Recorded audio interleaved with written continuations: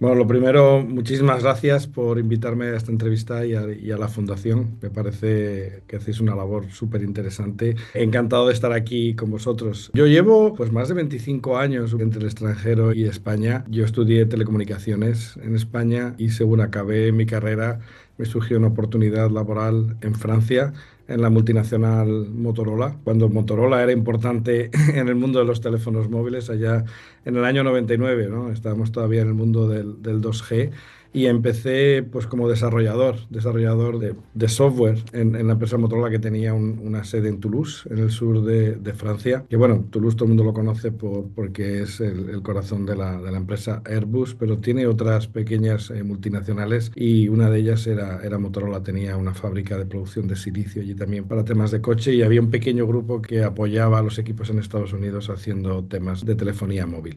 Y allí estuve durante bastantes años y es un poco lo que, por un lado, bueno, digo, bueno, yo con mi futura mujer que vino a vivir conmigo allí, tuvimos una vida en Francia, pero esto me permitió también establecer mis primeros enlaces con Estados Unidos porque Motorola, pues bueno, una empresa que se creó en Chicago a principios del siglo XX, pues los enlaces con Estados Unidos eran muy grandes, ¿no? Entonces, bueno, viajaba de vez en cuando, trabajaba con equipos en Estados Unidos y al cabo de 10 años, pues como desafortunadamente ha pasado con muchas de estas empresas en Europa, pues por una racionalización de costes y porque, bueno, Motorola ya no es lo que era, pues el sitio que tenían en Toulouse, pues se medio cerró, al final se acabó vendiendo y demás, y en ese momento, pues nada, mucha de la gente que estábamos allí nos dijeron de buscar otras oportunidades. Esto fue algo global, no fue relacionado a las personas y demás. Y bueno, después de 10 años en el extranjero surgió una pequeña oportunidad de estar en una startup en la universidad que yo había estudiado, la Universidad de Cantabria, para hacer temas de Internet de las Cosas, para hacer temas de Smart Cities. Una pequeña empresa, me ofrecieron un puesto más o menos que, bueno, enseguida se definió como director técnico, como CTO de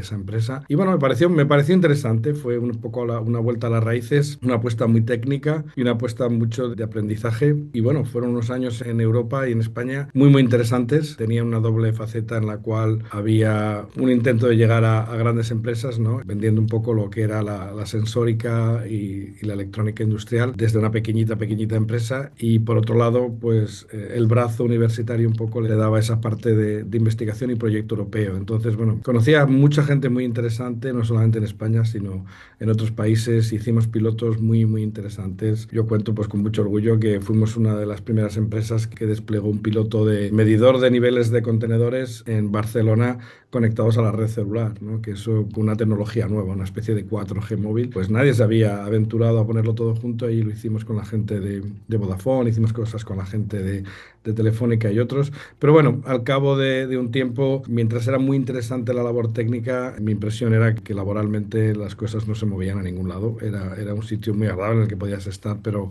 laboralmente no avanzabas. Y bueno, volví a tirar un poco de mis contactos en Estados Unidos y ahí es donde tras levantar el teléfono y decir que quería y me interesaba buscar algo en Estados Unidos, me dijeron, vamos, ya puedes ir viniendo, alguien como tú, te conocemos de los años en Motorola y demás. Y 3 meses más tarde estaba trabajando en Silicon Valley. Esto fue en 2017. Empecé un poco como contribuidor individual aquí en lo que era Facebook, trabajando siempre en dispositivos electrónicos, algo que ha sido muy raro.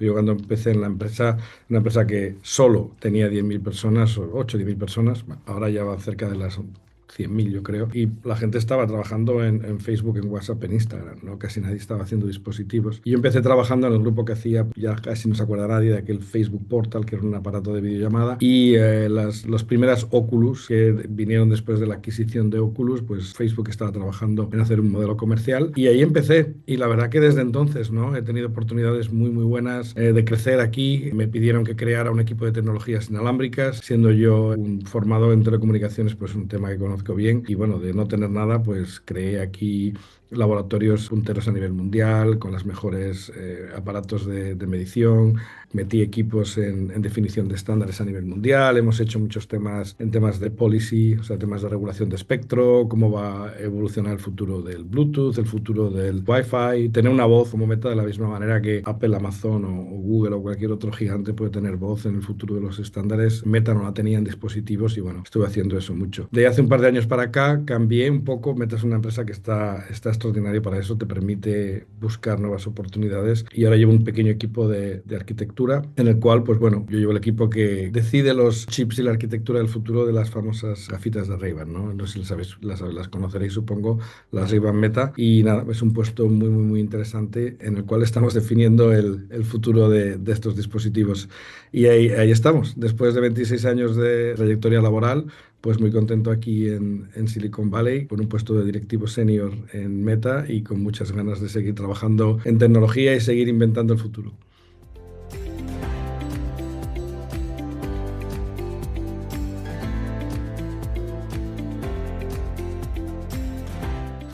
Pues contar en detalle poco, es todo secreto, como podéis, pero sí que os puedo contar un poquito de lo que supone trabajar en algo así, ¿no? En una empresa como esta. Yo siempre lo cuento aquí, ¿no? En mis años en la startup que pasé en España, aunque aprendí muchísimo, había mucho hambre por innovar, pero cuando había que traer algún tipo de tecnología, a lo más que llegaba era el representante en España de cualquier empresa, ¿no?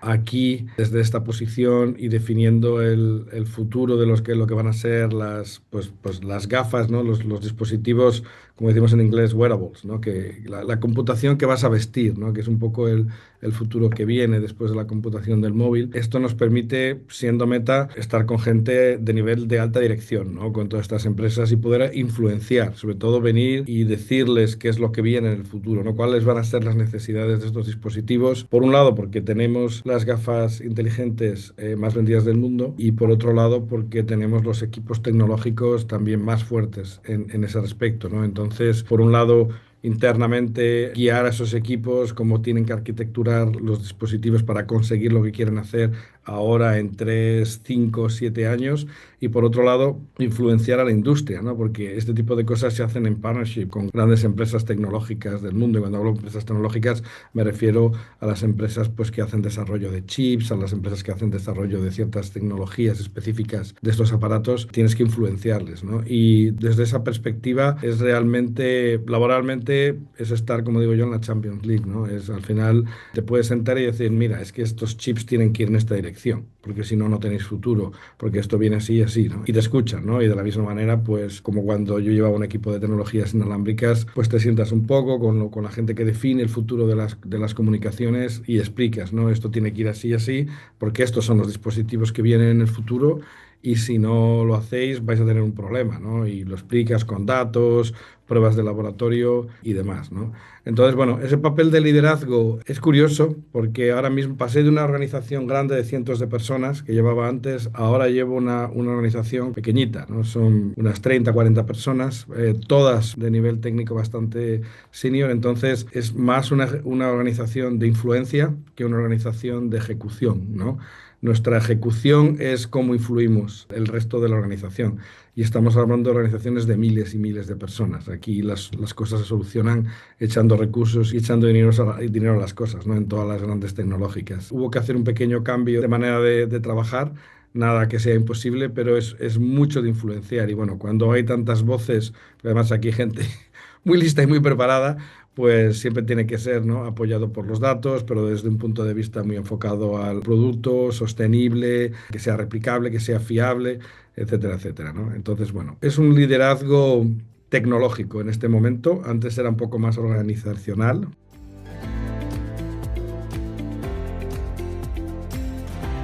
Muy buena pregunta, ¿no? Es la pregunta del billón de dólares, ¿no? Que dicen aquí. A ver, todo el mundo habla ahora mismo de la inteligencia artificial, ¿vale? Inteligencia artificial, inteligencia artificial, inteligencia artificial. Y no les falta razón. El tema no es solo que la inteligencia artificial va a ser el futuro, sino cómo se va a hacer esa inteligencia artificial para que sea lo más eficiente y lo más ubicua posible y lo más eficiente desde el punto de vista de coste sin llegar a ser totalmente intrusiva. A lo que me refiero es que ahora mismo, si la empresa con mayor capitalización del mundo es Nvidia, es porque la manera de ganar en la inteligencia artificial, por un lado, está en tener el talento, pero por otro lado está en lanzar capacidad de computación, ¿no?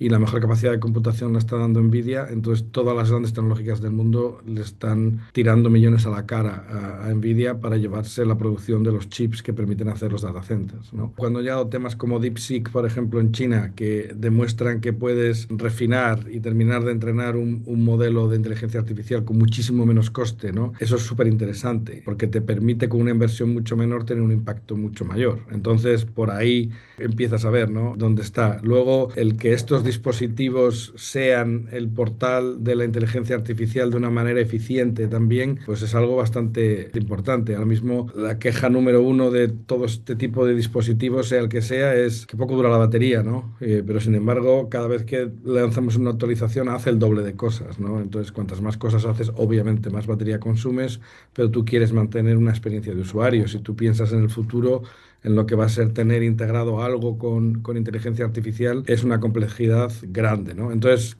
¿cuáles son las derivadas de eso? Pues una derivada muy importante es el silicio, ¿no? Yo creo que el silicio es el petróleo de hoy en día. Todos ponemos una velita cada vez que rezamos para que China no invada Taiwán, nunca, ¿sabes? Porque Taiwán produce los chips más importantes del mundo y que algo le pasara a Taiwán no nos damos cuenta, pero el mundo se pararía. Y cómo evoluciona esa tecnología, cómo la podemos hacer más efectiva de una manera de vista del coste, del consumo de energía, etcétera, etcétera, ¿no? Y por otro lado, cómo hacer la inteligencia artificial también mucho más eficiente. Y alrededor de todo eso, pues nosotros, por ejemplo, en todo lo que es la realidad aumentada, todo lo que es ópticas y displays, yo creo que es otra área en la cual va a haber muchísimo que decir en el futuro, ¿no? Conseguir que eso sea algo que nos permita efectuar la realidad aumentada de una manera asequible, ¿no? Nosotros presentamos el prototipo de Orion el año pasado, las gafas de realidad aumentada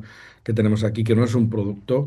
¿Por qué? Porque no lo podemos vender, porque tendríamos que venderlo a muchísimos miles de dólares solamente por el coste, sobre todo de los displays y de las estructuras ópticas que tiene, que son increíblemente caros. Aunque consigas hacer ese efecto mágico de realidad aumentada, ahora mismo son tecnologías que tienen que seguir entregando. Entonces yo desde el punto de vista de dispositivos, yo veo que esas son ahora mismo las tecnologías que van a seguir evolucionando, porque el resto, lo que conocemos ahora que está más comoditizado, y lo podéis ver en los teléfonos móviles, en las teles, en los laptops, etcétera. Ahí es la pelea por el milímetro de espesor o de capacidad o demás.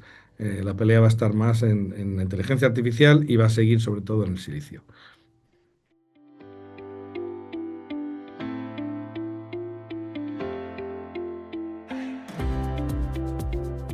Esa es buena pregunta. Dentro de los directivos españoles, obviamente hay perfiles muy distintos también, pero una de las cosas que veo más en común, sobre todo en esta cultura, en Estados Unidos y sobre todo en la cultura de Silicon Valley, es que el directivo español tiende a vivir un poco más fuera de la burbuja, que yo llamo. Para mí, desde que he venido aquí, tengo la impresión de que la gente vive mucho en la burbuja de Silicon Valley. Cuando se hacen decisiones, y no hablo solamente de mi empresa, hablo de hablar incluso, ¿no? Con gente en toda la zona, ¿no? Y la zona es enorme, desde San Francisco a San José.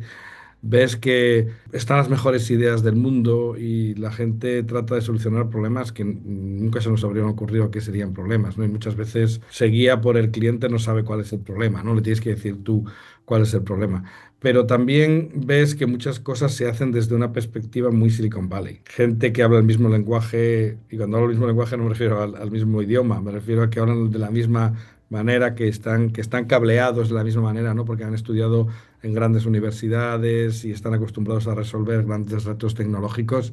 Y cuando les escuchas resolviendo algo, dices, genio, es increíble lo que estáis hablando, intentando resolver, pero oye, salid un poco de la burbuja, ¿no? Y salir de la burbuja no solamente es de Silicon Valley al resto de Estados Unidos, sino yo es que si me voy a Europa, por ejemplo, que es lo que yo conozco, ¿no? Después de vivir en España y vivir en Francia, esto que estáis diciendo no tiene sentido, ¿no? Y el directivo español veo que tenemos esa capacidad de ser polifacético en ese aspecto. Sobre todo también, yo creo, por la componente un poco de que venimos de una cultura mucho más social. Y por otro lado también porque el español por defecto es más efectivo a la hora de la relación interpersonal y de salir un poco de la zona de confort. Venimos más sí, trabajo en esto, pero oye, si tengo que remangarme y hacer 20 cosas más, pues las voy a hacer, no tengo ningún problema, ¿no? Entonces ahí es donde yo veo que el directivo español es bueno en eso, ¿no? Otra cosa es si somos buenos en transmitirlo o no, ¿no? Yo creo que ahí luego también requiere cierta adaptación a la cultura, pero yo ahí veo un valor muy bueno.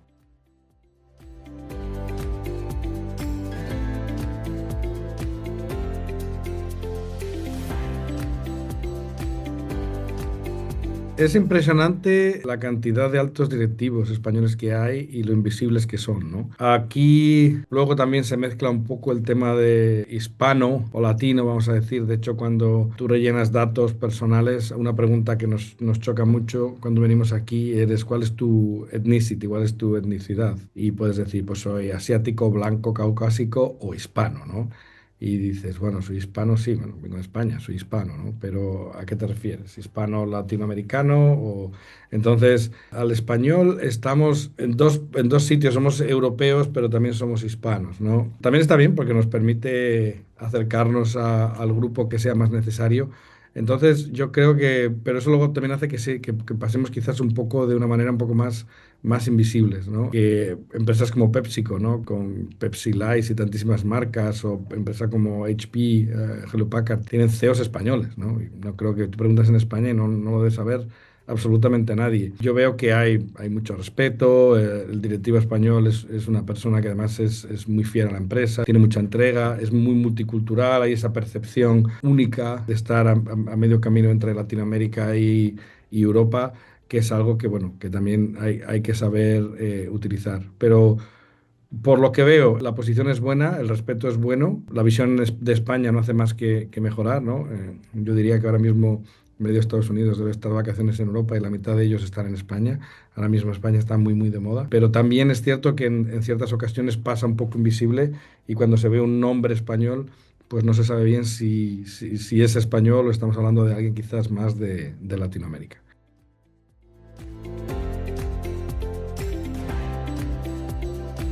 Mi principal consejo es traer lo mejor de los dos mundos, del sitio en donde resides y trabajas y de España, ¿no? Y de tu experiencia como directivo español, vamos a decir. Yo creo que tenemos valores y capacidad de trabajo única, sobre todo desde el punto de vista de dirigir organizaciones de una manera eficiente, de expresar cuáles son los objetivos, motivación de organizaciones, establecimiento de partners dentro de la empresa y fuera de la empresa, visión estratégica. Yo creo que en esos aspectos los españoles tenemos una visión un poco más cohesiva, ¿no? Quizás porque estamos ya cableados un poco para trabajar con redes de personas, ¿no? La parte que te he dicho antes un poco más social, yo creo que ahí es algo en lo que somos fuertes. Pero por otro lado, hay que esforzarse muchísimo en entender la cultura local muchísimo y tener cuidado que no acabes un poco más, pues eso, etiquetado como alguien externo, ¿no? Que quizás no entiende tanto la cultura local, porque muchas veces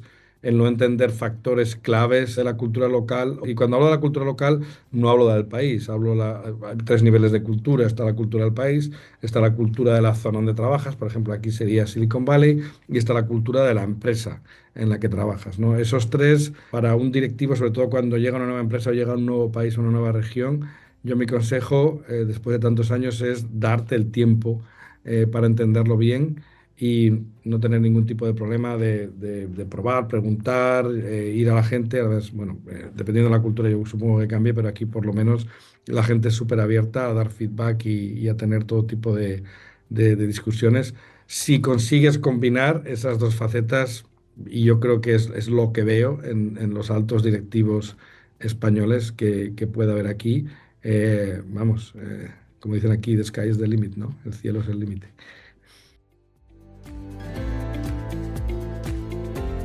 Mira, esta pregunta es muy buena porque además venía escuchando ahora un par de podcasts, así que os los voy a recomendar. Y vas a decir, bueno, estos son muy básicos, pero se los recomiendo sobre todo a la gente que no viva en Estados Unidos. Cualquiera que viva en Estados Unidos va a decir, bueno, estos son muy conocidos. Pero para quien no viva en Estados Unidos, una de las cosas que yo veo es que cuando uno abre un periódico en España oyendo de Estados Unidos o en Estados Unidos oyendo de España, la historia que te llega es la que puede ser más interesante o sensacionalista, hombre, salvo que sea una gran desgracia o algo muy grande, vas a tenerlo tal cual, pero no te llegan las cosas que se hablan en Estados Unidos y que preocupan al americano no siempre llegan, ¿no? A otros países. Entonces, hay dos podcasts que me gusta mucho. Hay uno que se llama The Journal, del Wall Street Journal. La temática es poder, negocios y dinero, ¿vale? Y todos los días tiene un podcast de 15 a 20 minutos sobre el tema candente, sobre uno de estos asuntos. Y está muy bien, ¿no? Todos los días escucharlo. Hay una temática muy candente en la cual la van a explicar muy en detalle. Y de hecho, bueno, les han dado bastantes premios a este podcast. A mí yo no pasa un día que no salgo del trabajo y mi camino de vuelta a casa me escucho este podcast. O sea, es la religión. Y luego vamos a decir, complementando a este, está el Consider This, que es el de NPR, que es la radio pública de Estados Unidos, que es similar al del Journal, quizás un poco más con ese tono de radio pública, ¿no? Un poquito menos fácil de digerir como el otro, porque el otro es que además se escucha muy sencillo, pero también con temáticas para aprender lo que es la vida de Estados Unidos muy buena. Entonces, si quieres estar formado al día a día de cuáles son las temáticas que nos preocupan aquí, The Journal y Consider This. Y libro, ya que has hablado tanto de chips, si queréis saber sobre este petróleo de hoy en día, que es el silicio y los chips, hay un libro que yo lo considero de cabecera, que es el Chip War de Chris Miller. Ese libro es buenísimo. O sea, os va a contar toda la historia de los chips y cuál es la geopolítica que hoy en día hay alrededor de los chips. Es uno de los mejores libros para aprender de algo que yo he visto. Y bueno, y mira que trabajo un poco más en el tema de los chips en el día a día, pero aprendí cosas de ese libro. Una muy graciosa que es que no sabía que yo todos los días conducía al trabajo y pasaba enfrente del edificio donde se construyeron los primeros chips comerciales del mundo, ¿no? Entonces yo, Dios mío, lo que tiene Silicon Valley un poco, ¿no? Que quizás pasas alrededor de un garaje en el cual se fundó una empresa que hoy en día vale billones de dólares, ¿no? Pero esa fue mi anécdota, enterarme que todos los días paraba en un semáforo al lado de un edificio de Fairchild Semiconductor, que es donde se hicieron los primeros chips comerciales del mundo. Así que apuntároslo y leedlo y me decís qué tal os parece.